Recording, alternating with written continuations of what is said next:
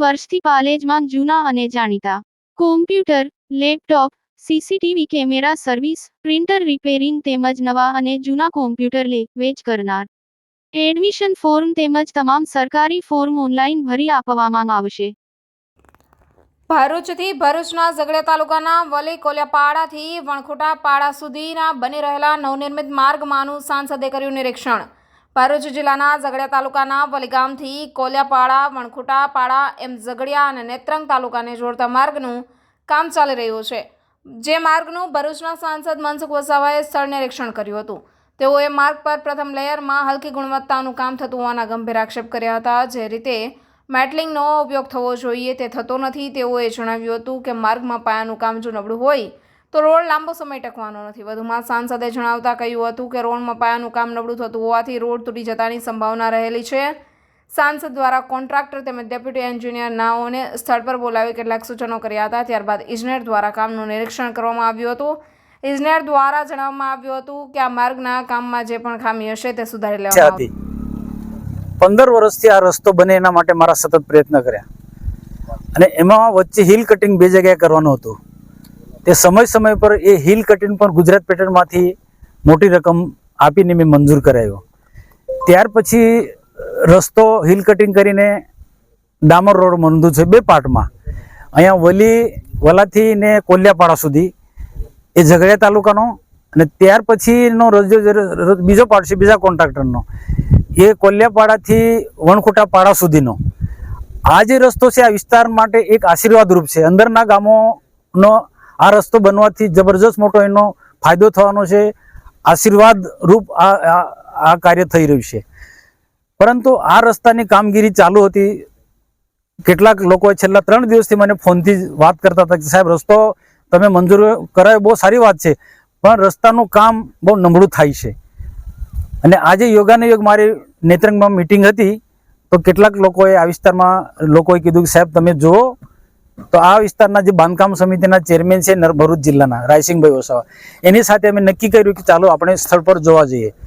તો આ જોયા પછી આજે દેખ આપને જે બતાવ્યું એ સ્થિતિ છે.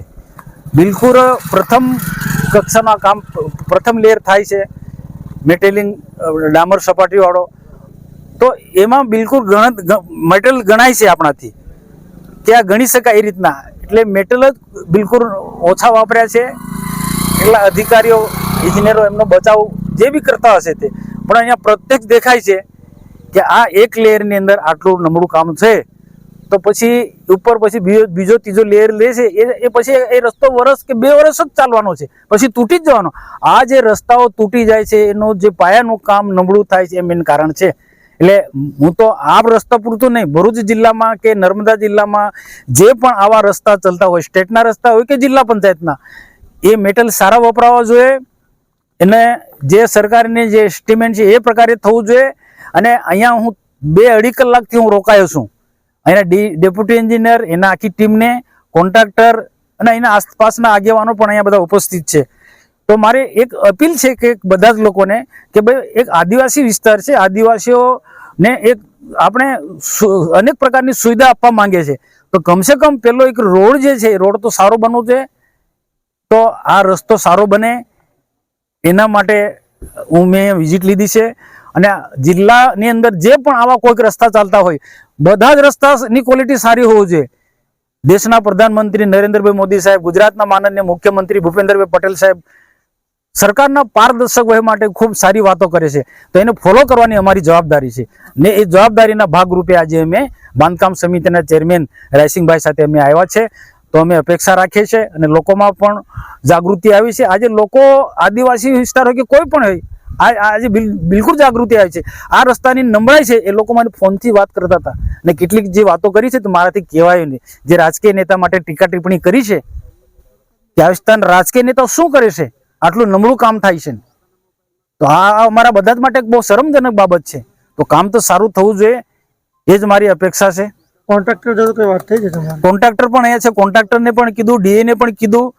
કેટલાક ડીએ કેટલાક મને બતાવ્યું કે આ કામ છે, આ કાર્ય છે, આ કામ છે, આવી રીતના છે, આ રીતના. પણ પછી આ બધું બતાવ્યું પછી એમને સ્વીકાર્યું ડીએ કે ના ભૂલ થયેલી છે. તો ભૂલ થયેલી સુધારો. જ્યાં જ્યાં નબળું છે ત્યાં નવેસરથી કામ થવું જોઈએ, એમ ચલાવી લેવાનું નથી.